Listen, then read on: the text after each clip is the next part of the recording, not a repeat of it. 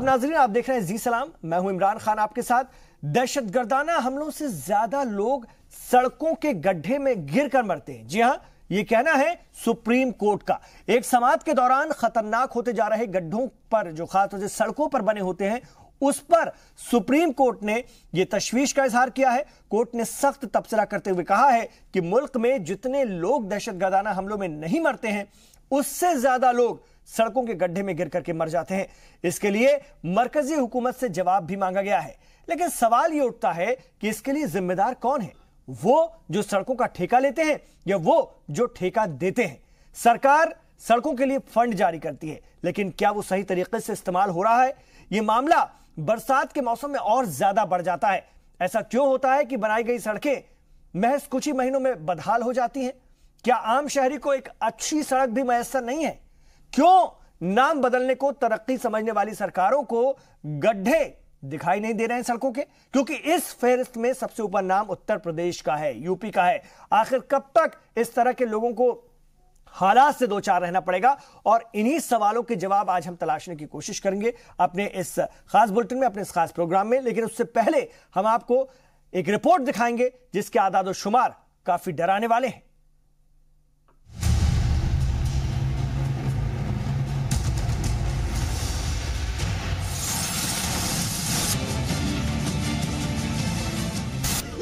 मुल्क में सड़कों के गड्ढे दहशतगर्दों से भी ज्यादा खतरनाक होते जा रहे हैं। इस मामले पर सुप्रीम कोर्ट ने समाअत के दौरान तशवीश का इजहार किया है।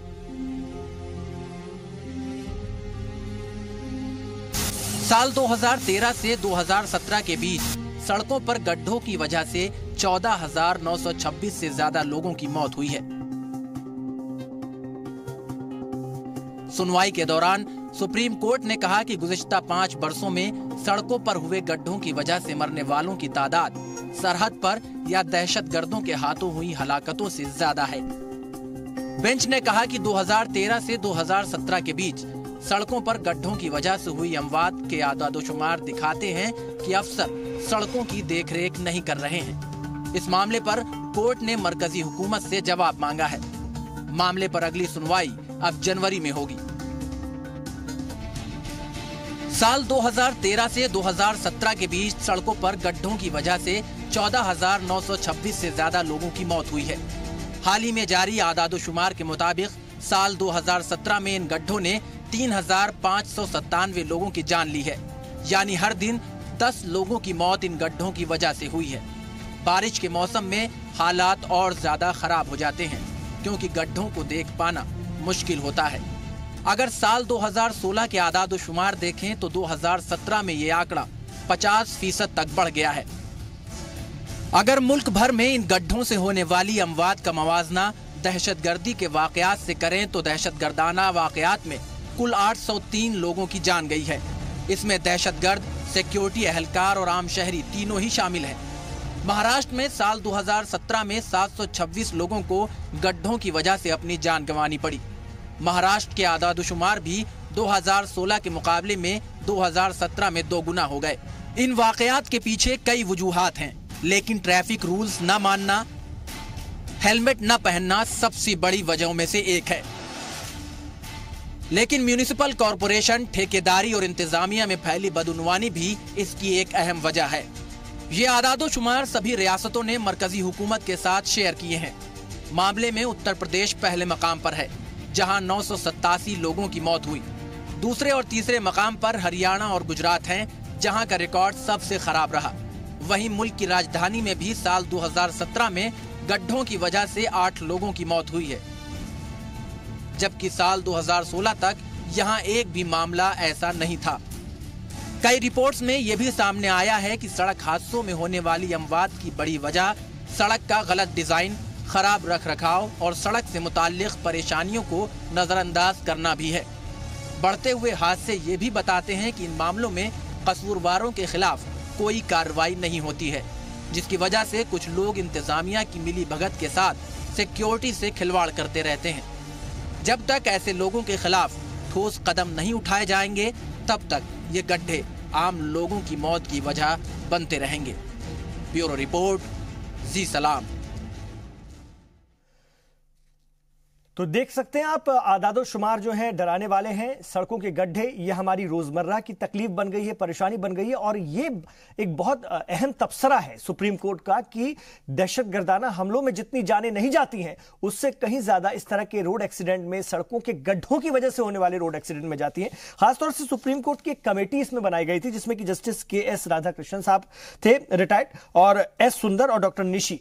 इस कमेटी के जरिए यह रिपोर्ट पेश की गई और इसी को लेकर सुप्रीम कोर्ट ने यह तबसरा किया है और उत्तर प्रदेश को खासतौर से इसमें निशाने पर लिया कि वहां हालात, जो आपने जो सिस्टम बनाया था, जो सुप्रीम कोर्ट की गाइडलाइंस के तहत डायरेक्शन में, उसको आप फॉलो नहीं करा पाए। और भी स्टेट्स में है, तो स्टेट और पब्लिक कहीं ना कहीं दोनों की रिस्पॉन्सिबिलिटी, इस पर भी हम बात करेंगे। और मेरे साथ इस अहम चर्चा में शामिल हो रहे हैं सुप्रीम कोर्ट के सीनियर एडवोकेट राजीव रंजन जी। खैर मकदम है आपका इस चर्चा में हिस्सा लेने के लिए। बहुत कुछ आज आपसे हम जानेंगे, कानूनी पहलुओं के बारे में जानेंगे और किस तरह से कानून की खिलाफ वर्जी होती है जिसको लेकर के सुप्रीम कोर्ट ने नाराजगी जाहिर की है, उस पर भी हम बात करेंगे। सर, मेरा एक अहम सवाल यही है कि पहले तो इस कमेटी के हवाले से हमें बताइए, जो कि जस्टिस के.एस. राधाकृष्णन, एस. सुंदर और डॉक्टर निशी की 3 रुकनी कमेटी थी, जिसने की ये रिपोर्ट सुप्रीम कोर्ट को दी, जिसके बाद सुप्रीम कोर्ट का ये तबसरा हुआ है। तो क्यों ये कमेटी बनाई गई थी, पहले तो इस पर थोड़ा सा रोशनी डालिए। ये कमेटी जो बनाई गई थी, सुप्रीम कोर्ट में पिटीशन था, पब्लिक इंटरेस्ट लिटिगेशन जी।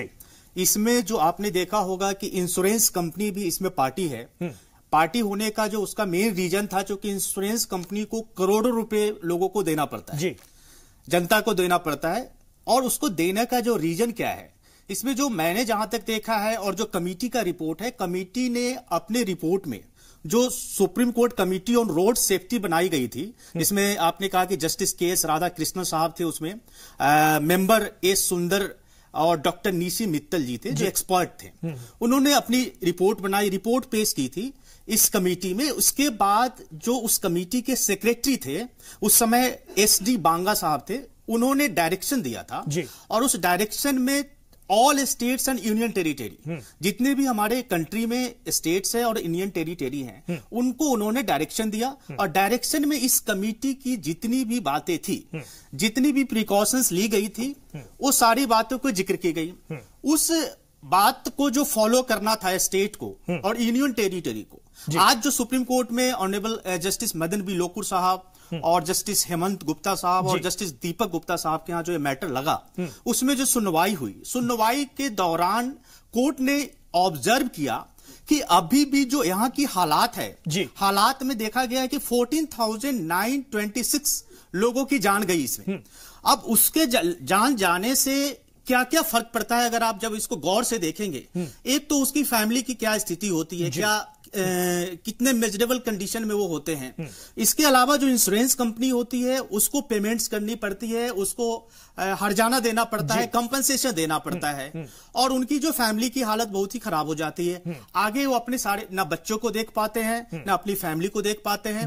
तो इसमें जो सबसे बड़ी बात कही गई थी, जो फॉलो करना चाहिए था, जिसमें कई सारे मुद्दे हैं, उसमें है कि आपको हेलमेट यूज करना है, आप ड्रिंक एंड ड्रग खा के आप गाड़ी नहीं चला सकते हैं। इसके अलावा जो उसमें पॉलिसी बनाने की बात कही गई थी, ये बहुत बड़ा सवाल है और ये हम देखते भी हैं। तो इसका मतलब ये हुआ कि जो एग्जीक्यूटिव ऑफिसर्स होते हैं रोड सेफ्टी के हवाले से अगर हम बात करें, तो वो चीजों को या तो फिर हल्के में ले रहे हैं। रेड लाइट जंप किया, देखते हैं हम उस पर बहुत ज्यादा कई बार सख्ती होती है, कई बार नहीं होती है। कोई बहुत जबरदस्त उस पर मुहिम कभी कभी देखने को मिलती है और कभी एकदम खत्म हो जाती है। तो ये वो तमाम चीजें हैं, पर कहीं ना कहीं इनका ताल्लुक भी इससे है ना सीधे। बिल्कुल है, ताल्लुक है। इसमें एक्चुअली क्या है कि गवर्नमेंट को, जो गवर्नमेंट के जो ऑफिसर्स हैं, और मैं यहाँ एक चीज और आपसे कहूंगा कि किसी स्टेट में ये बहुत अच्छे से फॉलो कराया जाता है और किसी स्टेट में तो लापरवाही की हद रहती है। यानी कि अगर साथ में कोई स्टेट है लगी हुई है, तो ये तक लोग कहते हैं कि चलो इस स्टेट में चलते तो वहां हेलमेट पहनने की जरूरत नहीं पड़ेगी। अब यहां तक कि यही चीज हमें दिल्ली और नोएडा तक में देखने के लिए मिल जाती है। तो कि यूपी में जाते हैं तो कोई बहुत बड़ा नहीं है, दिल्ली में हाँ भाई हेलमेट पहनकर रहो, लेकिन उत्तर प्रदेश में गए तो कोई बहुत बड़ी बात नहीं है, पीछे जो बैठा है उसको भी हेलमेट पहनने की जरूरत नहीं है, जबकि दिल्ली में इसको सख्ती से फॉलो कराया जाता है। ये देखने को मिलता है। इसमें क्या है कि जो हमारा पब्लिक है, अभी पब्लिक में जो अवेयरनेस की जरूरत है और उसको इस सब्जेक्ट पे अवेयर करानी चाहिए, कोर्ट ने भी और गवर्नमेंट ने भी इसके लिए जो मुहिम किया है, जबकि वो जो इफेक्टिव नहीं हो पा रहा है। सपोज आप देखते होंगे कि जब रेड लाइट जंप करते हैं या फिर जो उनका स्पीड लिमिट है, उस स्पीड लिमिट से वो ज्यादा पे जाते हैं तो वो चालान कर देते हैं। चालान करने के बाद क्या होता है, चालान इट मींस की कंपाउंडेबल ऑफेंस है और उसके बाद उनको फिर छोड़ दिया जाता है।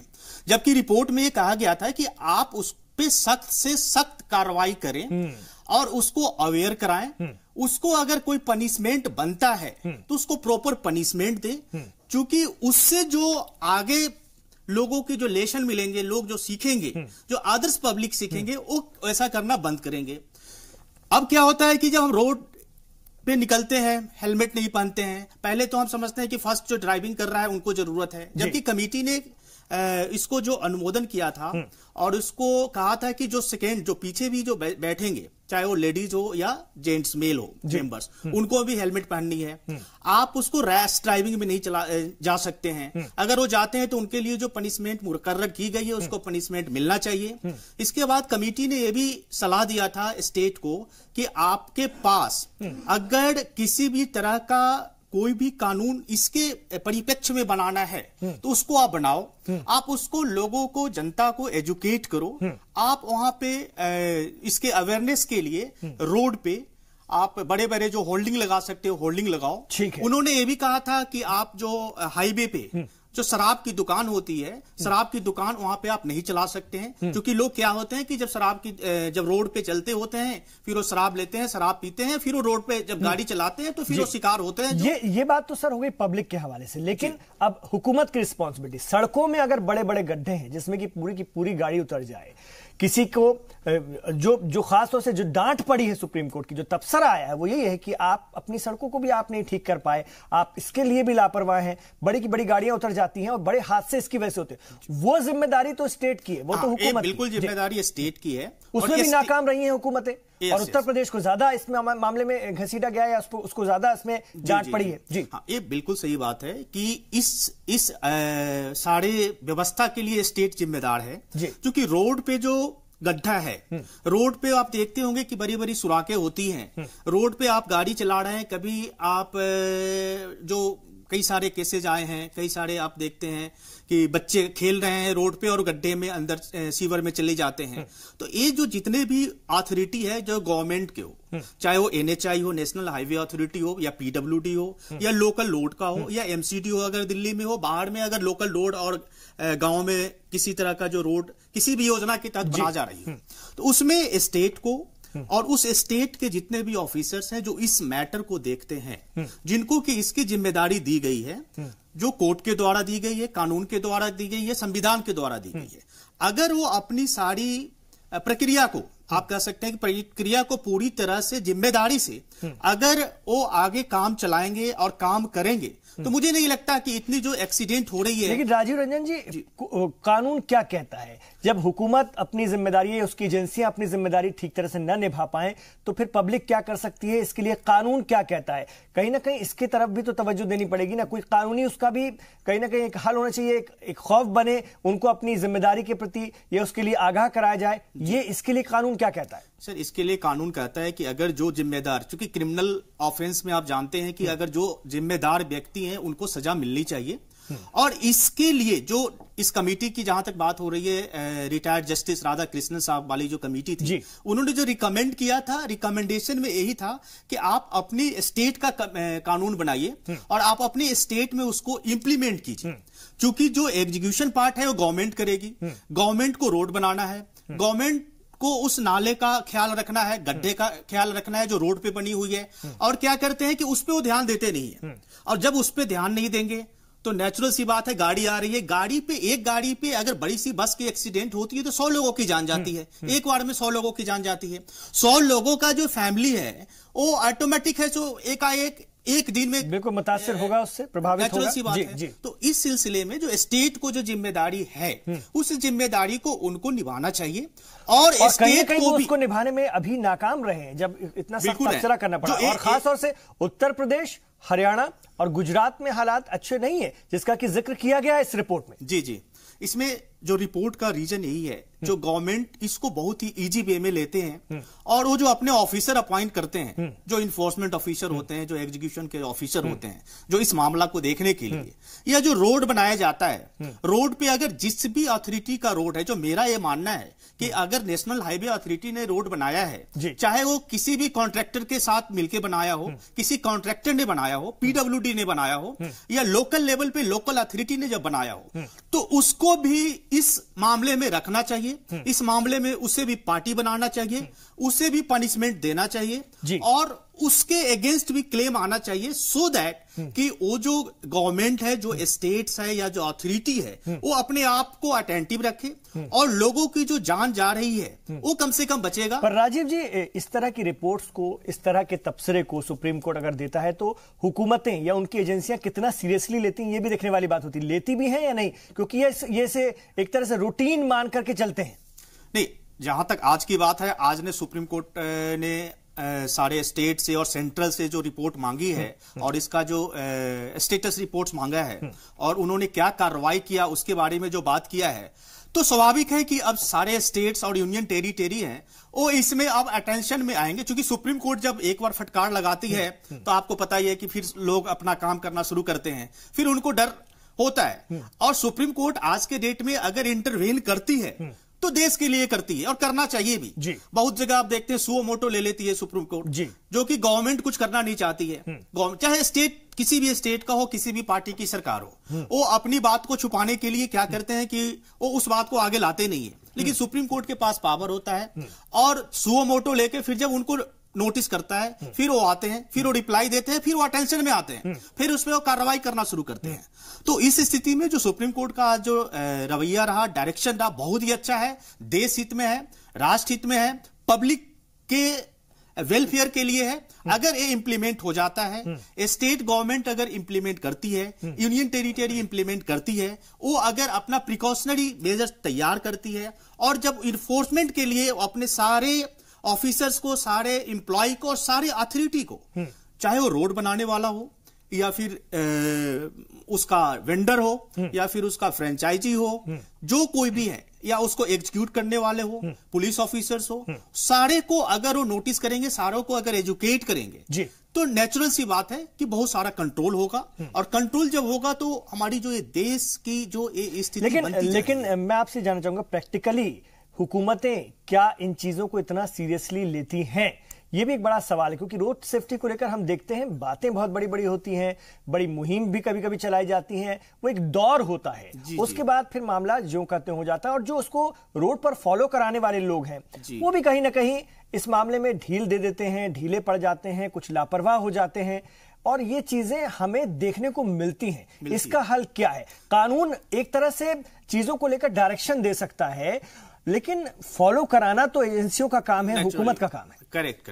इसके लिए जो कानून बनाने के बाद स्टेट को इसमें सख्त होना चाहिए और सख्त कानून उनके खिलाफ भी बनना चाहिए। तो इसके पीछे सख्त ना होने की क्या वजूहत है, ये भी मैं जानता हूं, क्यों नहीं हो पाते हम सख्त? हमारे जो जबकि दुनिया के कई और मुल्क हैं जहां पर हम देखते हैं कि इतनी सख्ती है कि लोगों ने अपनी जिंदगी में उसको उतार लिया है, अब वो उसी तरह से हम लोग उस रूल को फॉलो नहीं कर पाते। क्यों सर? ये क्या है, टेम्परामेंटल, जो स्टेट का टेम्परामेंटल जो उनका इशू है, वो ये समझते हैं कि ठीक है, मैंने कोर्ट ने डायरेक्शन दे दिया, मैं इसको आगे, फिर उनका काम होता है कि आगे फिर वो सर्कुलेट कर देते हैं कि आप इसको फॉलो करो। बट अगर इसके लिए वो प्रॉपर एजेंसी बनाएंगे, अब प्रॉपर एजेंसी बना के जो उनका इंप्लॉय है, उस इंप्लॉय पे भी जब कार्रवाई करना शुरू कर देंगे तो नेचुरल सी बात है कि फिर कंट्रोल में आ जाएगा।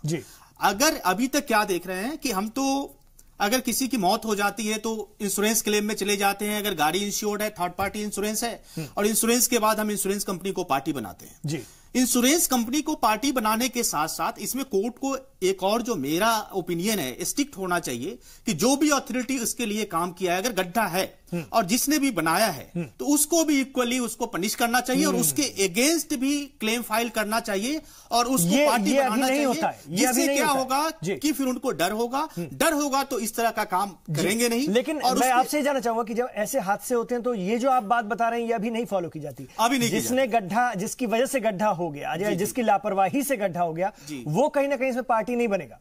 नहीं, पार्टी बनाते नहीं है, और अगर हमें इसको जो स्टेट लॉ बनाएगी उसमें इस सब्जेक्ट को रखना चाहिए कि अगर रोड एक्सीडेंट में किसी का डेथ हो रहा है, अगर उस गड्ढा के कारण हो रहा है, सीवर के कारण हो रहा है, तो उसमें उसकी जो अथॉरिटी है, जो भी लोग उसके लिए काम किया है, चाहे जो भी डिपार्टमेंट हो, सेंट्रल गवर्नमेंट का हो, स्टेट गवर्नमेंट का हो, या निजी लोकल लेवल का जो अथॉरिटी हो, जिसने भी काम किया है, चाहे वो कॉन्ट्रैक्टर हो, चाहे वो फिर एनएचआई हो, सबके खिलाफ इसमें कंप्लेंट फाइल होनी चाहिए, उन्हें भी पनिशमेंट मिलनी चाहिए, और क्लेम तो मिलनी चाहिए ही चाहिए, क्योंकि इंश्योरेंस कंपनी से हम क्लेम लेते हैं, दावा करते हैं, तो इसका it doesn't mean insurance company ये नहीं कहती है कि नहीं जी आप गड्ढा रोड पे बना दो। अगर गड्ढा हो रहा है तो क्यों हो रहा है, अगर जो अथॉरिटी है, गवर्नमेंट है, उसको इस चीज को देखना चाहिए कि अगर किसी कंपनी ने, किसी भी कंपनी को उन्होंने कॉन्ट्रैक्ट दिया, कॉन्ट्रैक्ट के बाद अगर रोड की हालात ऐसी होती है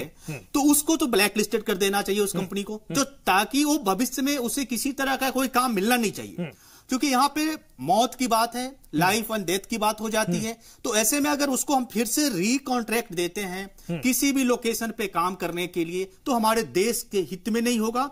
उस कंपनी को ब्लैक लिस्ट कर देना चाहिए। ब्लैक लिस्ट करने के बाद उसके लिए इंस्ट्रक्शन पास कर देना चाहिए, सारे स्टेट को देना चाहिए कि इस कंपनी को और इस कॉन्ट्रैक्टर को कहीं भी किसी तरह का कोई काम ना दिया जाए। तो इससे क्या होगा, लोग कंट्रोल में आएंगे, जो कॉन्ट्रैक्टर है कंट्रोल में आएंगे, और जो अथॉरिटी है जो उस रोड को पास करते हैं उनके ऊपर भी कंट्रोल होनी चाहिए। तो उन्होंने कैसे कर दिया, अगर उन्होंने पास कर दिया इट मींस कि वो एलिजिबल है नहीं। अगर वो एलिजिबल होते तो नेचुरल सी बात है, उसको चेक करते, चेक करने के बाद फिर आगे की कार्रवाई करते। अब उन्होंने क्या किया, ये आपसी तालमेल के कारण उस रोड को पास कर दिया। आपसी तालमेल, और इसमें बदउनवानी भी काम करती, मतलब भ्रष्टाचार भी काम करता है, बिल्कुल करती है। आवाम की जो बेदारी है, पब्लिक अवेयरनेस भी इसमें कम होना, ये भी एक बड़ी वजह है। Right sir. और ये तमाम चीजें, और इस पर सख्ती रखना तो हुकूमत की बड़ी जिम्मेदारी, मतलब आवाम को तो बेदार होना ही होगा, बिल्कुल जागरूक होना होगा, को भी जिम्मेदार, लेकिन हुकूमत की बड़ी जिम्मेदारी है, और उसकी एजेंसियों को किस तरह से उसको सख्ती रखना है, क्योंकि ये बहुत बड़ा मसला है। और सुप्रीम कोर्ट ने जो तबसरा किया है वो ये हमारी आंखें खोलने वाला है कि इतनी बड़े पैमाने पर जो मौतें हो रही हैं उसके लिए सीधे तौर पर जिम्मेदार स्टेट्स की हुकूमतें हैं, उनकी एजेंसियां हैं जो कि इतनी बड़ी लापरवाही कर रही हैं, जिससे कि बेकसूरों की जाने जा रही हैं। और ये सारा फॉलो कराना, लोगों को तो बेदार होना ही चाहिए, होना ही होगा अपनी जान के लिए, लेकिन उन एजेंसियों को भी फिर पनिश किया जाना चाहिए, कम से कम उनके लोगों को जो इसके लिए जिम्मेदारी। ये बात बहुत अहम निकल कर आई, जो कि अभी तक नहीं हो रहा है सीधे तौर पर। एक्सीडेंट होता है तो सिर्फ मामला वो इंश्योरेंस के क्लेम तक ही जाकर के रह जाता है, वहीं तक सिमट के रह जाता है, फिर हम उसका आगे की कार्रवाई करते नहीं है। गवर्नमेंट भी इस को नहीं ले पाती है, जबकि जो मेरा मानना है कि जब हम क्लेम के लिए जाते हैं तो उसमें कोर्ट भी या स्टेट या कॉन्स्टिट्यूशन लेजिस्लेचर को पास कर देना चाहिए कि जो भी इसमें जिम्मेदार व्यक्ति है उसको भी, उसके अगेंस्ट भी हमें क्लेम फाइल करना चाहिए, उसको भी पनिशमेंट देना चाहिए, ताकि वो भविष्य में ऐसा करना चाहिए। एक खौफ बनना चाहिए, कानून का एक खौफ बनना चाहिए, वो करना चाहिए।